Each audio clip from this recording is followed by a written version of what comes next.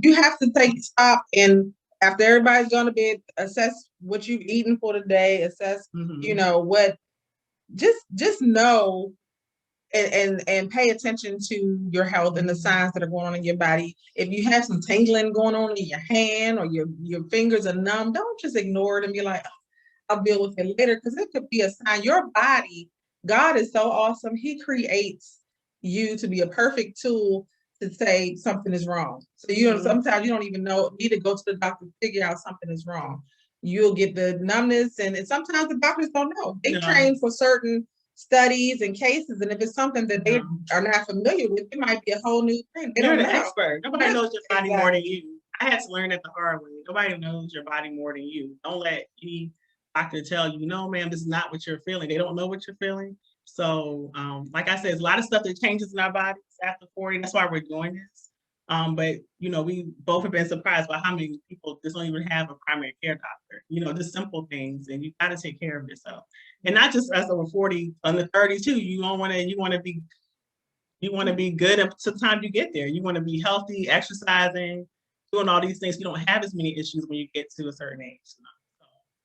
Yeah. So I definitely know that it's like you have to know everything. You have to know, like she said, you cannot ignore the signs. You cannot lay down. If you're not feeling right, don't lay down and just go to sleep and say, I'll feel better in the morning. If you know, don't ignore the signs. And so that might be a life savings tool that everybody was blessed to have. So, and don't be afraid to ask for help. Say, hey, something is not right. I need a ride. Something is just not, because that could be the difference between life and death. So again, get out of your ego, man. go get them checkups. Okay, if something not working right, I don't care what it is, go get checked out by your primary care physician. And he or she can refer you to specialists. Now, when you go, you also need to know about what type of lab work they're going to do. Wanted to ask them? No, well, this is just still no. I'm about to wrap up no, and I'm going to be for a minute, like, get familiar with the terminology. To know. Yeah, like if somebody say, well, we're going to do a CBC or PT, well, yeah, this is kind of going into ask. If you don't know, you get into the ask. But these are basic tests. They're doing your complete blood count. They want to know how long it takes your blood to count. The clot, I'm sorry, that's PT. They want to know how many levels is up. And again, these are your basic tests that may or may not detect if there's something really wrong. Again, you're the first alert that the doctors have, that anybody has, how you're feeling. So if it's just a routine checkup and everything else is feeling fine, then great. But if you've been having back pains and you haven't been doing anything to get those back pains, that could be your kidneys. And then comprehensive, it gets more detailed with each thing. And then this is what we're going to go into now, asking. Knowing is not enough. Okay, so now you're feeling strange, you go to the doctor, you're getting your lab work done, right? And then what? What should I ask for? Oh my gosh. So you have a whole list of labs, and when you ask them okay, so what am I getting tested? What test are you doing right now? And then they were like, well, I'm gonna give you the CBC. You're like, okay, what is that? You're asking questions because you don't know. You're asking questions you don't know because you have to figure out, okay, what is CBC? That means complete, break it down, what it is. They have your basic metabolic panel. Then they have a comprehensive, the lipid panel, which will tell you what's going on with your cholesterol. That's very important. It's very important because people don't know. And it's been a long time since we've been in school. Some longer than others. Some people. I've been to school and I don't know any of this stuff.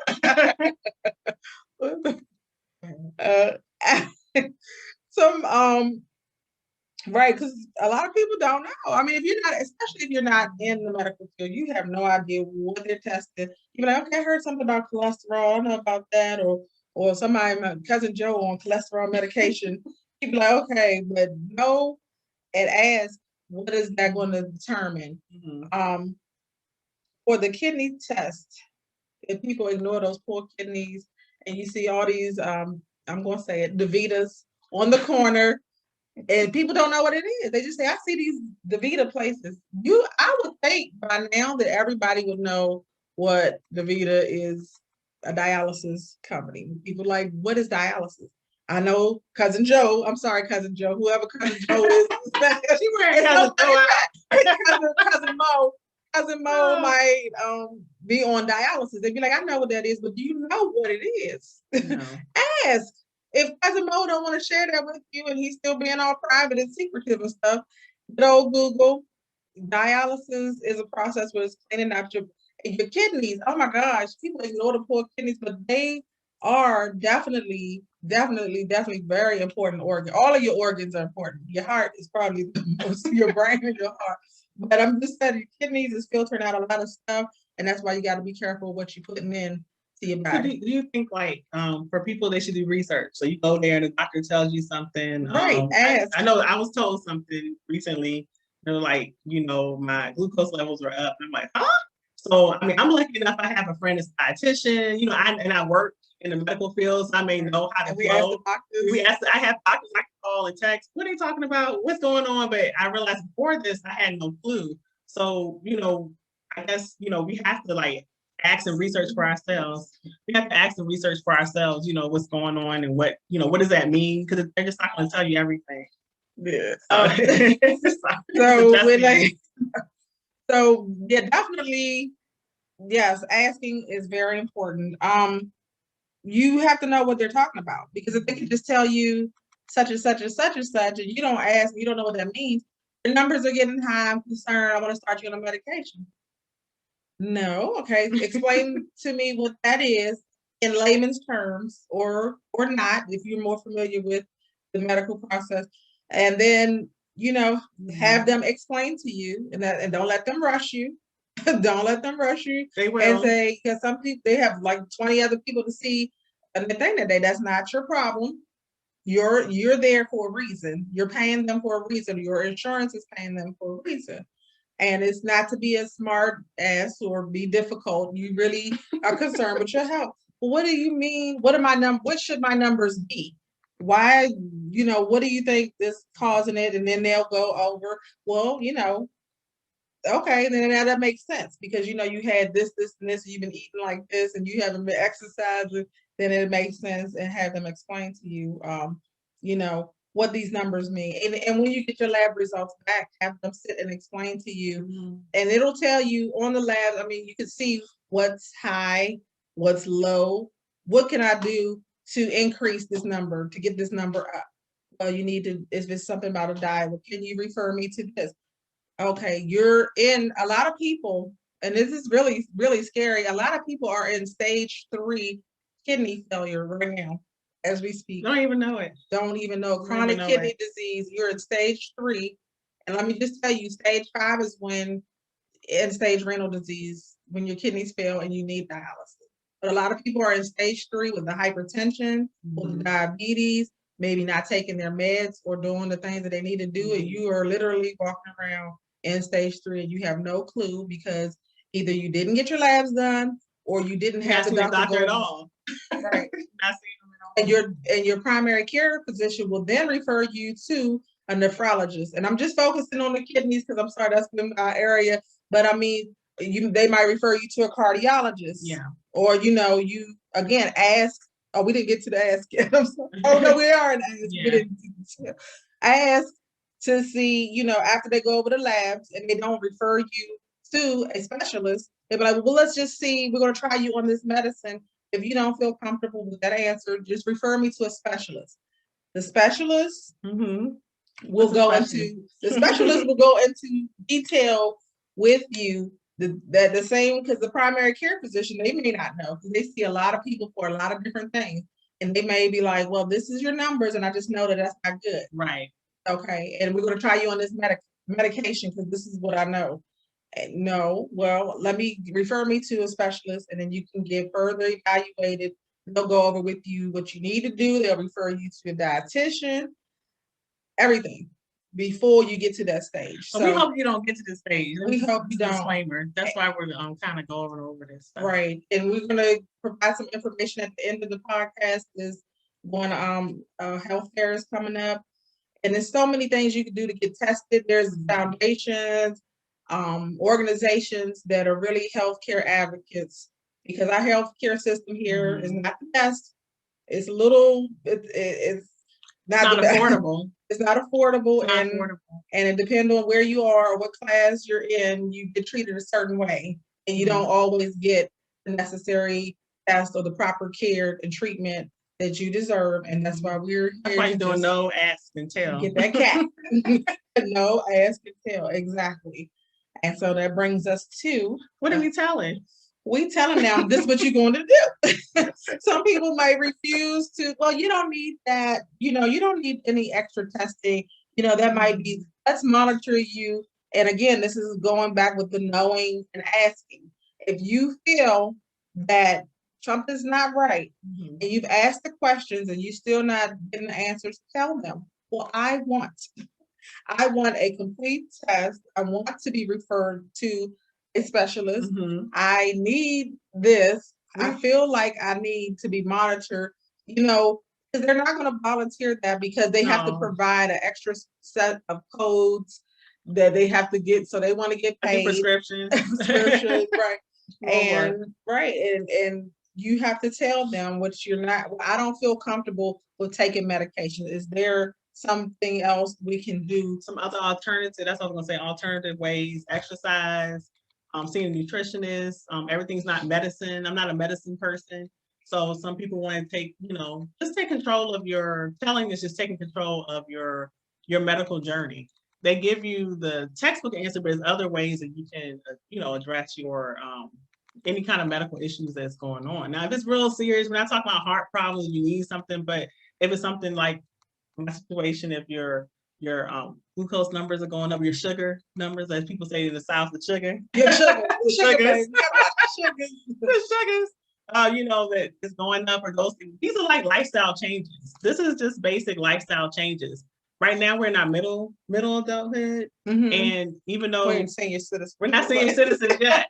I'm trying to get to a senior citizen. I don't have no problem with that. Not at all.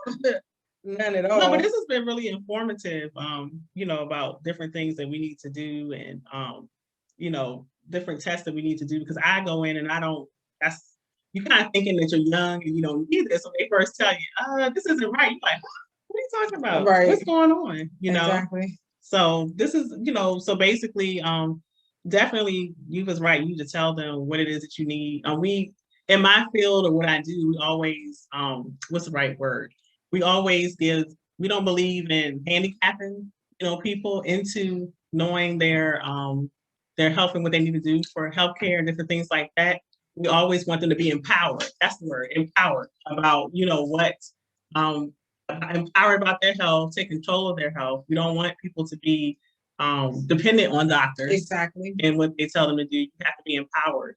And the way to do that is research. We got, like you would say, we got Google, we got all these different things. If you know people like us that's working that field, I'm going in. I'm like, I mean, a lot of us be diagnosing ourselves, but it's okay because you're trying to figure out what's going on. And you got to take control. And you want people to feel that's basically we want people to feel empowered. We want you to feel empowered and get more serious. If you haven't been already serious, I see a lot of people are, because of the COVID, actually one of the positive things, people are taking their health more seriously because they have a lot more time to spend on it. But even when things go back, don't let your health slip, because if you don't have your health, you have nothing. You don't have anything. It's hard for you to run your business, make money, be in a relationship. Some of these other topics we could be y'all know. But you can't do anything if you don't have your best foot forward in your health. If you laid up in beds and in hospitals and medications and everything like that, you don't have that. So you want to do is keep that cat. Don't wait till too late. Right. And it's awesome in the situation. And so preventative, if at all possible. And if you are in a position now where you have been diagnosed recently, it's not the end of the world. Mm-hmm. It is not.